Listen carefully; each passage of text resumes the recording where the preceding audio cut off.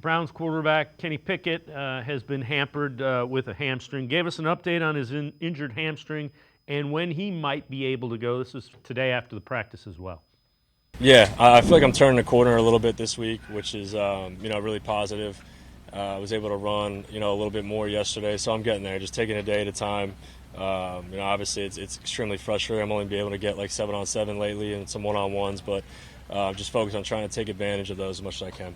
Do you feel like next week you should be able to, knock on wood, be able to get out there? I can't say that yet. It'll be close. I try to give myself 24 hours to be as angry as I could be, and then just turn the page. Every day doing as much as I can. It truly is a 24/7 grind to try to get back 100%. So I'm doing absolutely everything I can. Hopefully I can push it to get out there. I want to be smart, but at the same time I want to be out there competing. So you're kind of like walking that fine line.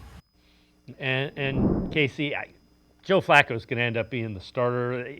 Right now it's a formality. The question is, does somebody give the Browns a fourth or a fifth round pick for Kenny Pickett? And what is that magic number? It's a guy who 15-10 as a starter. I know he doesn't have the stats, but he's a competent NFL quarterback.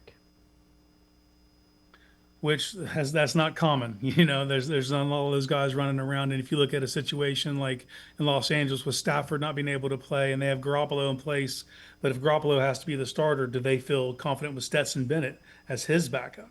You start looking at potential landing spots, but none of that matters if you can't get healthy and get on the field and kind of drum up interest. And selfishly, I want to see more out of these rookies.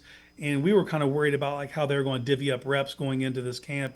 Well, the injuries have kind of taken care of that. They've divvied them up how they've had to. And right now, like if Dylan Gabriel's healthy, I want to see a large section from him in this upcoming game, probably similar to what we saw out of Shador last week with getting 2+ quarters and then Snoop Huntley and we'll see where all that falls. But until he gets healthy, he can't even drum up interest outside. But I'm sure that's the thought process.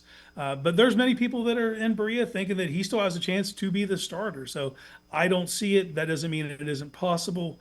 I'm with you. I'm in the camp of Joe Flacco gives you your best chance right now, and he gets the most confidence out of the locker room. They believe in him, so I think that to me that's a no-brainer to start the season.